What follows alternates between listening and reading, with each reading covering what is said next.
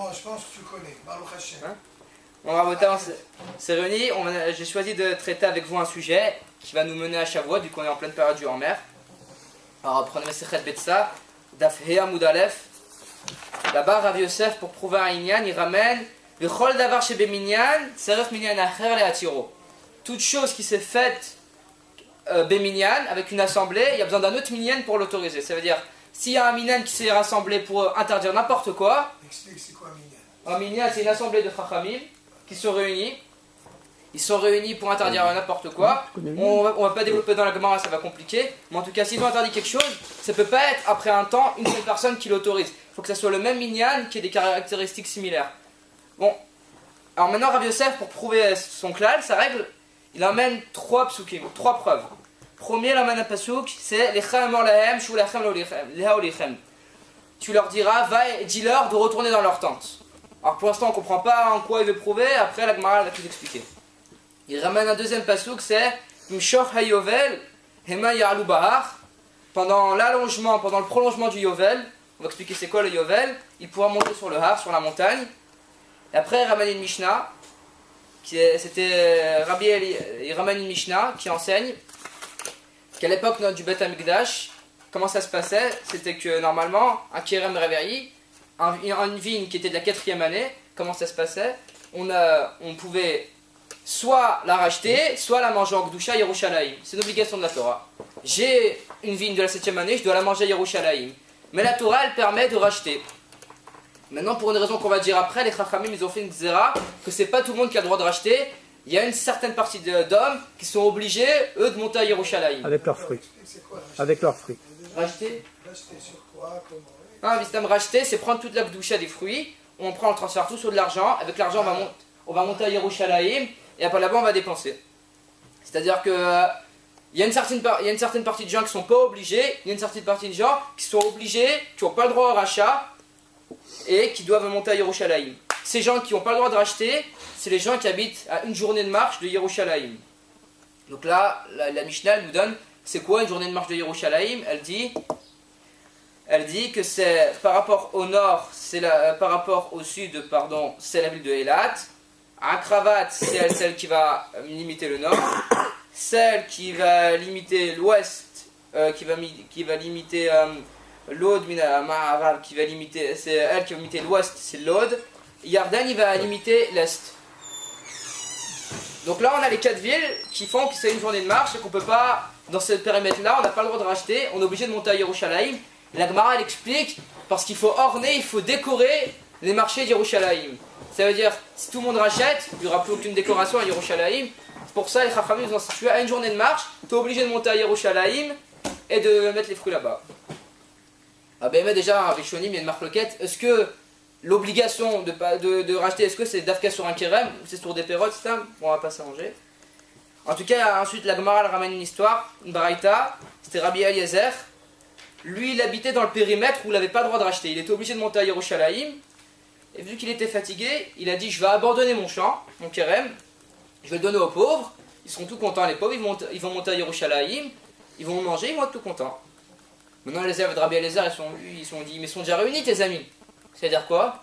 Ça veut dire que l'assemblée qui avait elle-même interdit, qui avait fait cette xéra-là, elle vient d'autoriser, c'était Rabbi Yochanan ben Zakkai, Rabban Yochanan ben Zakkai. Donc de là, c'est une preuve.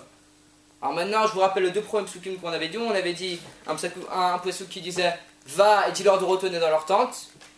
Et le deuxième pasuk qui disait, Mishor Hayovel, pendant le prolongement du Yovel, Hema Ya'alu Bahar, il pourrait monter sur le Har. Je vous rappelle que ce qu'on essaie de prouver, c'est Rav Yosef, il essaie de prouver que toute chose qui a été interdite de minyan par une assemblée, il y a besoin du même minyan avec des caractéristiques similaires pour le réautoriser. Et il va le prouver par ces deux psukim. Alors le premier pasuk, c'est écrit, on l'avait dit, c'était Lecham or lahem, shu lechem leolichem. Et la Gemara le met en contradiction avec un autre pasuk. Alors vu qu'on est dans Shavuot où j'ai choisi ce minyan, c'est quoi? C'était 3 jours avant Matan Torah. Il y a un pasuk qui dit, soyez prêts pour les 3 prochains jours, c'est-à-dire 3 jours avant Matan Torah, n'allez pas dans vos tentes, n'allez pas dans vos tentes. Comme ça c'était écrit. La Gemara, Rachid explique que c'est par rapport à la Gdusha. Il ne fallait pas aller dans la tente 3 jours avant Matan Torah. A priori, cette interdiction-là, elle a été donnée avant Matan Torah. quelque chose qui s'interdit de Minyan, Kaviar Chol par Hachem, c'était le Minyan, si on peut dire. Donc après Matan Torah, c'est passé. Pourquoi on n'autorise pas? Parce que c'est Dafka, vu qu'Hachem c'était le Minyan, Kaviar Chol qui est interdit, il faut que ce soit Hachem lui-même qui autorise. Et c'est pour ça qu'il vient le pasouk de Echam en lahem, Shulechem leolichem. Vous devez retourner dans vos tentes. Ça veut dire, on aurait pu juste dire, c'est bon, c'est passé Matan Torah. Ce Minyan là, il est passé. Non, on voit qu'Hachem lui-même qui a interdit, il reprécise, vous devez retourner sur Mashma Kuta. Tout ce qui a été interdit par un minyan, il y a besoin d'un autre minyan pour l'autoriser. Maintenant aussi on pouvait se poser une question, pourquoi Rav Yosef il a ramené 3 preuves pour prouver ce qu'il a approuvé? Pour ramener une preuve, ça suffit. Parce qu'en réalité chaque preuve on va trouver un truc qui va pas, et dans cette preuve c'est quoi?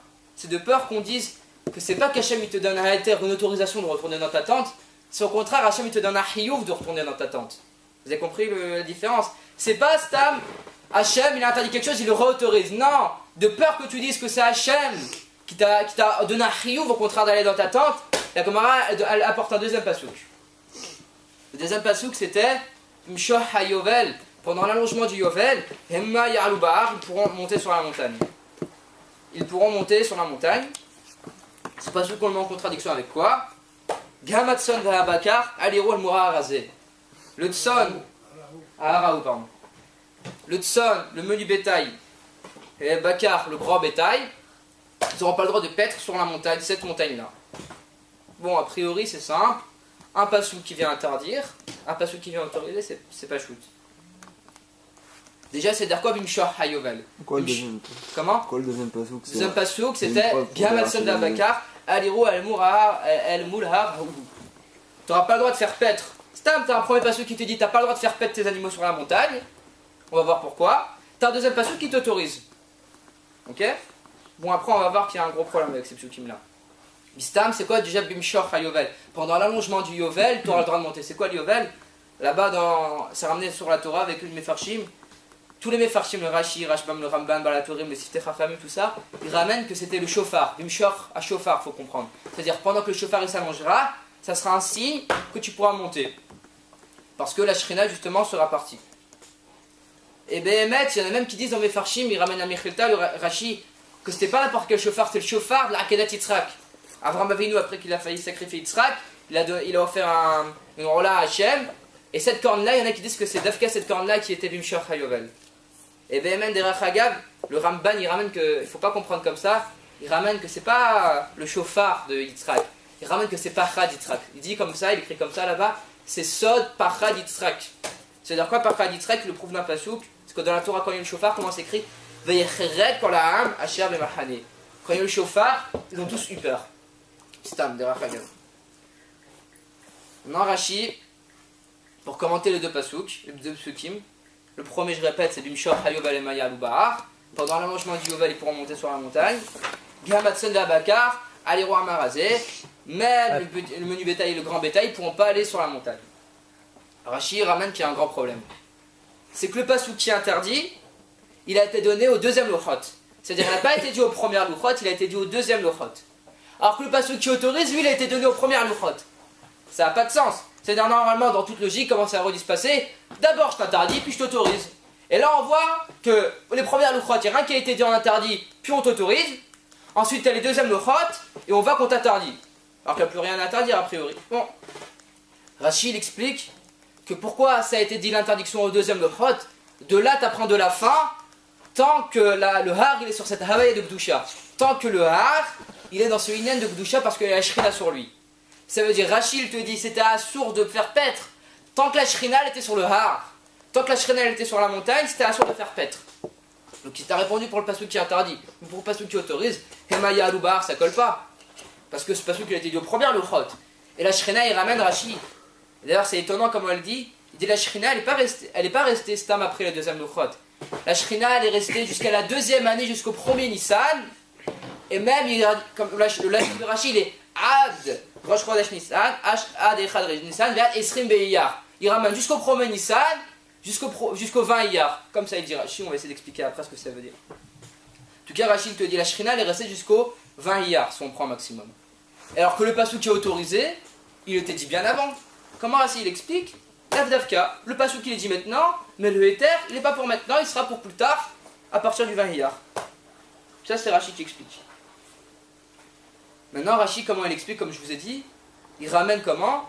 Il ramène que la Shrina, elle est restée jusqu'au 1er Nissan, jusqu'au 20 Iyar. Qu'est-ce que ça veut dire? Il dit pas jusqu'au 1er Nissan ou au 20 Iyar. Il dit comme ça, Ad Echad Nissan, il dit pas il dit juste Ad Echad Nissan, Ad Esrim Beyar. On comprend pas ce qu'il veut dire. Jusqu'au 1er Nissan ou jusqu'au 20 Iyar. Cette question, elle est ramenée par beaucoup de Mefarshim.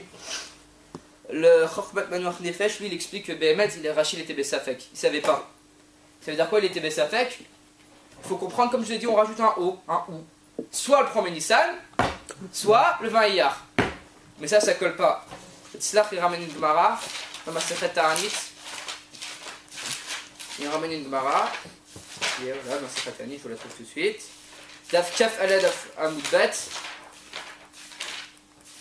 Là-bas, Rashi lui-même, c'est-à-dire c'est pas une Gemara ou pour être honnête, Rashi lui-même il dit, des férouches, que la Shrina, elle a quitté le Har Sinai le 1er Nissan, et qu'à partir de là il pouvait paître. Donc on comprend pas comment déjà le Chokhmat Manouach Nefesh pouvait dire qu'il y avait une possibilité que ce soit jusqu'au 20 Iyar. Rashi là-bas, comment il écrit? Dans le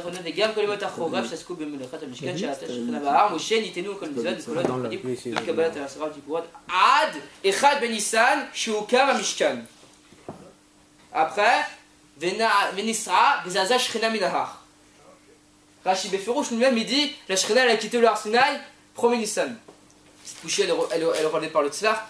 Et Behemet il donne pas de réponse. Mais au contraire, ce qu'il va faire, c'est qu'il va appuyer le fait que ça peut être qu'au 1er Nissan. Le Tzlach là-bas, il ramène les psukim que Rashi lui-même dans la Torah il commente. Et c'est impossible que ça soit jusqu'au 20 Iyar. Il y a un passage dans Kitissai qui dit que Moshe il a pris le Ohel. Après, ça veut dire quoi qu'il a pris le Ohel? Il explique que la Shrina elle venait le voir dans le Ohel. Et là-bas il ramène un passage qui a Anan Hashem ala Mishkan Yomam. Que le Anan s'est vraiment posé au Mishkan le jour de sa construction, le 1er Nissan. C'est-à-dire que forcément, entre Matan Torah et le 1er Nissan, la Shrina faisait des allers-retours, comme il explique le Tzlach, entre le Har et le Ohel, pour parler à Moshe. Il faisait des allers-retours. Mais à partir du 1er Nissan, c'est sûr et évident que la Shrina, ça y est, elle était posée. Comme le Tzlach le dit. Et bien, les mecs, ils ne donnent pas de réponse. Et il y en a qui expliquent que c'est sûr que la Shrina, elle a quitté le Har. Il y en a qui expliquent que c'est sûr que la Shrina, elle a quitté le Har. Donc pourquoi Rashi, il aurait ce safek-là, il mentionne le 20 Iyar? Parce que vu que le voyage du Mishkan il a commencé avec le 20 Iyar, il y a eu un safek, il y a eu un chachash. C'est très chamour, ceux qui manquent de kavod à la Shrina. Donc c'est à dire, bien que la Shrina, a priori, elle soit posée, vu qu'il y a encore une avaya de Gdusha sur le Har, que la Shrina elle était là pendant plus d'un an, vu qu'en même temps, on n'a pas voyagé, on ne sait pas forcément si elle est là, Bessafek, ils ont pris la Khumra, les Bnei Israël, ils ne sont pas montés sur le Har. Il y en a qui veulent l'expliquer comme ça, Rashi. Lui, le Simchat Shem Tov, il donne une autre explication de la Gemara. Il dit que c'est pas shoot. Il y en a beaucoup qui trouvent que c'est pas shoot du tout. Il dit la Gemara, comment il faut la comprendre? Il dit pourquoi maintenant le Issour, l'interdiction, on l'a donné lors des deuxièmes Luchot. Il fallait le donner lors des premières Luchot. Il explique parce que si maintenant j'aurais pas donné aux deuxième Luchot, qu'est-ce qui se serait passé? J'entends de là que la Gdusha des premières elle est finie. Ça veut dire quoi? Parce que si maintenant j'aurais pas l'interdiction, ils auraient été interdits par la Gdusha des premières Luchot. Ah mais tu vas me dire, il y a eu le Hemaya Loubar dans la première Luchot. Il y a déjà eu une autorisation. Et justement, il t'explique, mais pourquoi il y a eu Hemaya Loubar? Parce que justement, c'était déjà interdit Beminyan. Donc de là, tu vois, quand il y a chez Beminyan, ça revient à la tiro. Simchat Shem Tov, il explique comme ça. C'est-à-dire pour lui, il y a toute une déduction. Les tu vois de là, les pchitous, comme ça, il dit que forcément, par ces deux psukim-là, par le fait que Gamad Sal à Bakar, l'interdiction elle a été donnée au deuxième Luchot, forcément, il dit, ça veut dire que tout ce qui est interdit Beminyan, il y a besoin d'un autre Minyan. Ça, c'est le Simchat Shem Tov. Et le Simchat Shem Tov, même, il explique pourquoi Rashi n'a pas donné ce pshat. Parce que Rashi, son problème, c'était quoi? C'était que quand il y avait une autorisation de Hemaya ou Bahar, une autorisation de monter sur le Har après le premier Luchot, le problème, c'est qu'il n'y avait même pas encore eu l'interdiction. Donc Rashi, d'après lui, il était obligé de donner l'autorisation après l'interdiction, sinon ça n'aurait pas de sens. Comme ça, il explique. Et là-bas, même, il pose la question à Rashi. Et dit, et pourquoi alors d'après toi, parce que Berassam Rashi répond pas à cette question, pourquoi maintenant, d'après Rashi, l'interdiction elle a été donnée lors des deuxièmes Luchot? Fallait la donner lors des premières, on aurait compris. Et là-bas, attends, je vais le livre, c'est un beau livre pour Là-bas, il ramène le tour pour répondre. La question c'est pourquoi maintenant Rashi, il n'explique pas pourquoi maintenant l'interdiction elle a été donnée lors des deuxièmes lochot. Pourquoi pas lors des premières? Il ramène une baraita des pirkei de Rabbi Akiva. Il ramène que Béhémet, quand Moshe Rabbeinu il est monté au Har Sinaï pour prendre les deuxièmes lochot, qu'est-ce qui s'est passé? C'est que Hachem il lui a dit attends, je veux pas qu'il refasse le Hagel moi. Alors comment il a fait? Il lui a dit sonne du chauffard. Comme ça qu'on prend donc tes vivants, ils ne vont pas refaire le Hagel. Sauf que les Béné Israël dans leur esprit, le chauffard, ça voulait signifier quoi? Ça voulait signifier que la Shrina, elle était plus là. Sauf que c'était pas le cas. Ça veut dire qu'il y a eu deux sortes de chauffards. Il y avait un chauffard pour te dire la Shrina elle est plus là. Et un autre chauffard qu'Hachem lui a demandé à Moshe lors des deuxièmes Luchot, c'était pas pour dire que la Shrina elle était plus là. C'est juste pour leur dire faites pas le Hegel. Alors justement, pour pas qu'ils se trompent et qu'ils croient que la Shrina elle est plus là, il dit c'est pour ça que l'interdiction elle est donnée là. Bien qu'il y ait eu un chauffard, Gamatson ve Abakar, c'est pour ça il explique le Simchat Yom Tov. Il ramène dans le tour, Baraita elle ramène dans le tour, au début de la halachot de Rosh Hashanah. C'est Siman Tav Kouf P Aleph.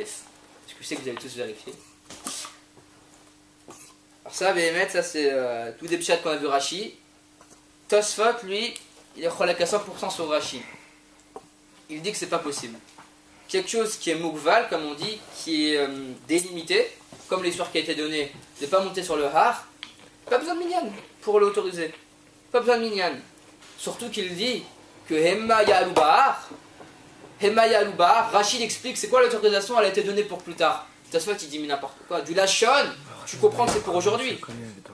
Tosfot il dit du Lashon, tu comprends que l'autorisation elle a été donnée pour aujourd'hui.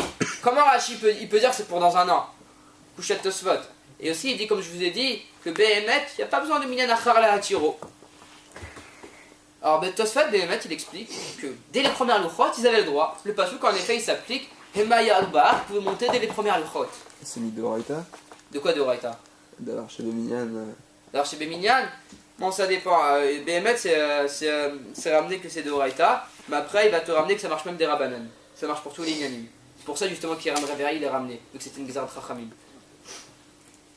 Mais en tout cas, Tosfot, il t'explique déjà. Quelqu'un qui est ouvert, il y a quoi là? Quelqu'un qui est ouvert. Bon, Béhémet, je dis que c'est de Horaïta. Ça veut dire quoi, quelqu'un qui est ouvert sur quoi? Ça veut dire, Sur le fait de rajouter par exemple 3 jours supplémentaires comme dans le cas de Matan Torah. Sans que ça ait été interdit. Bon, bien sûr, on pourrait dire le minyan qui est autorisé il n'a pas interdit. Vu que c'est un minyan, on pourrait peut-être dire qu'il a transgressé plus les chachamim. Donc Chayav Mita on pourrait dire. Bon, bonne question. Ouais, On pourrait plus dire que c'est des chachamim. Vu que ça a été une institution. Mais en même temps. qui arrête. Donc, non, mais en même temps, non, mais si tu parles en général ou sur le cas précis? Parce que c'est précis. Sur le cas précis, oui. Sur le cas précis, non, sur le Inyan d'Avar chez Béminyan, c'est-à-dire une personne qui est ouverte d'Avar chez Béminyan. Si tu dis que c'est mis d'Oraïta, donc ça veut dire que c'est plus. Plus ramour. Pas forcément que c'est des fois d'Oraïta. On sait que des fois t'as pas forcément une peine très grave. Alors quand c'est des Rabbanan, direct t'es Chayav Mita. C'est pas forcément une de Chamour, plus c'est des Rabbanan, plus c'est d'Oraïta. Au contraire, on est. Rav Ovadia de là-bas, il raconte à Machal, il raconte, c'était Rav Yonatan, je sais plus son nom.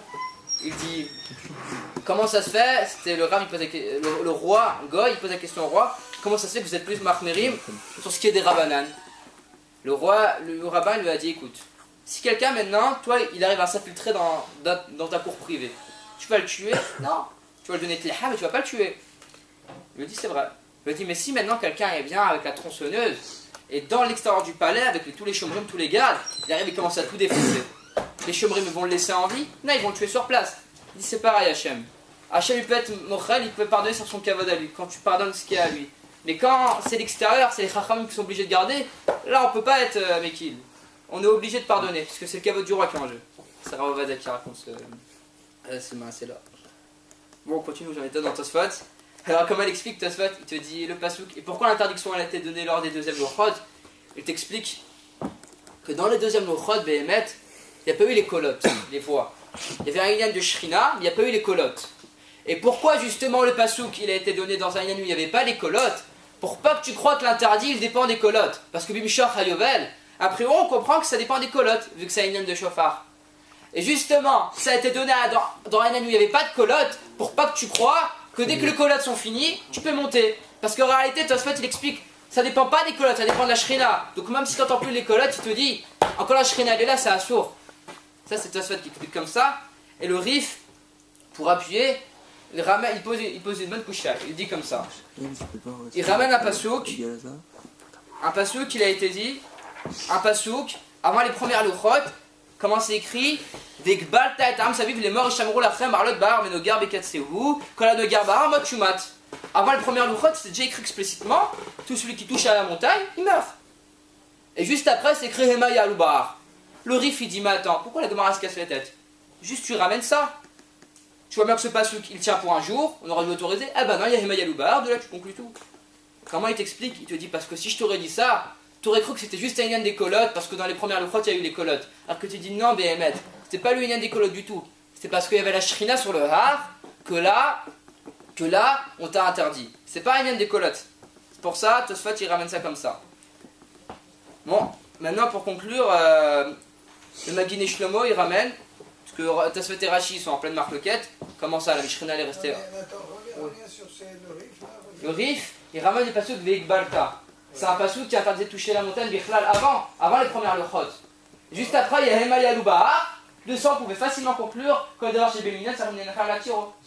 Parce que le pasouk, il vient pour interdire Bekdushat Yomo. Maintenant, pourquoi il sert Hema Yaloubar? On comprend facilement. Ah bah voilà, de là je conclue que d'ailleurs chez Béminan. Bon, maintenant, pourquoi la Gemara ne parle pas de ça? Parce qu'elle s'est dit justement, si je t'aurais dit ça, tu aurais compris que c'est l'union des colottes. C'est à cause des colottes que ça assourd. Parce qu'il y a des colottes que dans les louchot ou les c'est chonot. le sens de Tosfot. Exactement, c'est pas ce que disent pour appuyer Tosfot. Justement, il te dit parce que tu aurais cru que c'était pour appuyer les colottes, c'était assourd parce qu'il y avait les colottes. Il te dit non, parce que c'est assourd parce qu'il y avait la Shrina. Et c'est pour ça que même Tosfot il explique que l'interdiction elle a été donnée aux deuxième louchot. Et Béhémet, pour conclure, le Magin et Shlomo, pour un peu alliancer Rashi Tosfot, ils disent pas possible, la Shrina au final on sait pas quand elle est venue, quand elle est allée, comment t'expliques? Alors il ramène que Béhémet, comme ça si on a bien compris, il ramène que Béhémet, la Shrina, d'après parce que quand, la conclusion c'est quoi? Tosfot, des premiers jours a priori on pouvait monter, Rashi fallait attendre l'année prochaine. Comment il explique?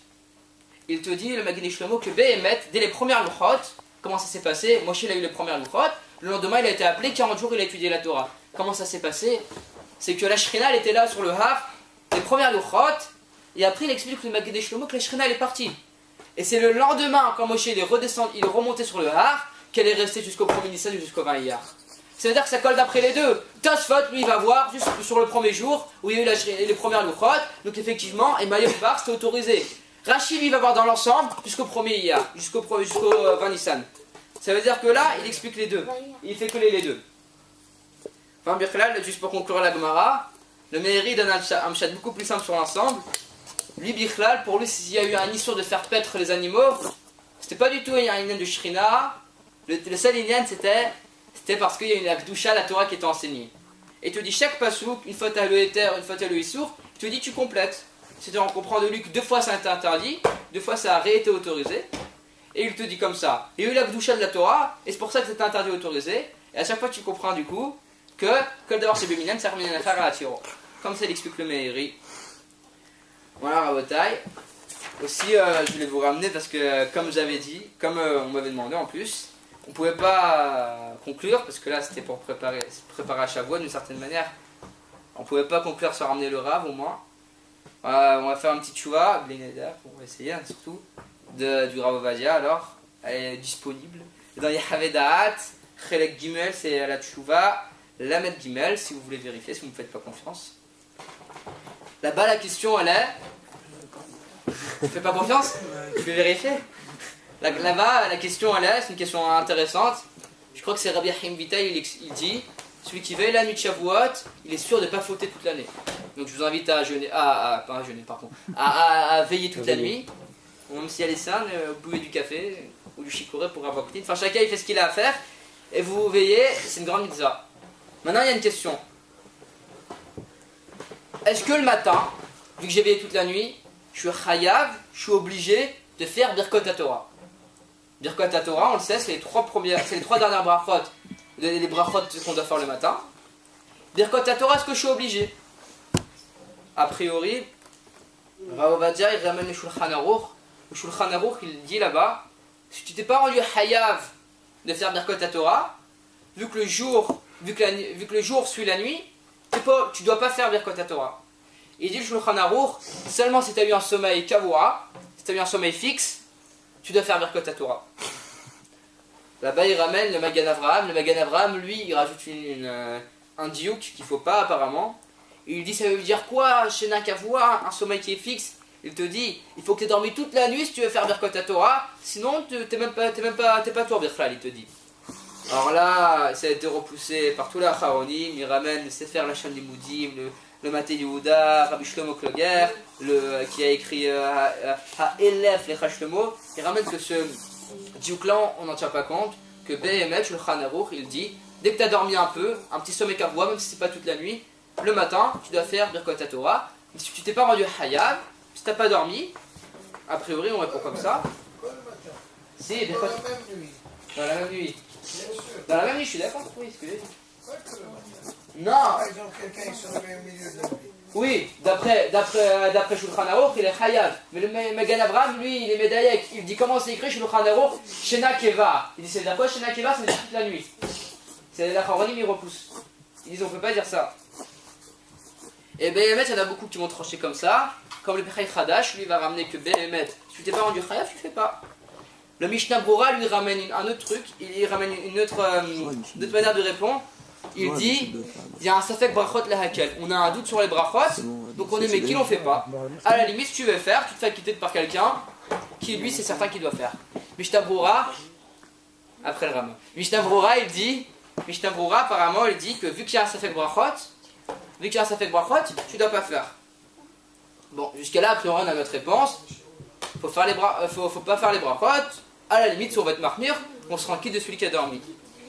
Sauf que le Harizal, la Kadosh, dans son livre qu'on connaît tous, Shar HaKavanot, Daf Aleph Amoud Bet. Tu connais pas? Moi non plus, je te dirais. Daf Aleph Amoud Bet, pour ceux qui veulent vérifier. Je sais qu'il y a des connaisseurs. Là-bas, il ramène que Behemet, le Inyan des Brachot du matin, c'est pas une question de trio, il ramène le Harizal. Il ramène Al Pikabala que ça correspond. C'est Rav Ovadia qui ramène, c'est pas non plus, je pars pas dans les hauteurs. Il ramène que ça correspond à des Orot, les Birkot du matin. Et même si on n'est pas chayav de le faire, on les fait quand même. Ils ramènent le Harizal. Comme ça, ils ont tranché beaucoup de Mekoubalim. Rabbi Shalom Sharahabi, le Mahara Ben Habib, le Hida, Rabbi Chaim Paladi, le Kapachaim, le Shoot, Ashiv Moshe, le Aruch HaShulchan. Ça, Behemet, il y a même des Géonim qui ont tranché comme ça.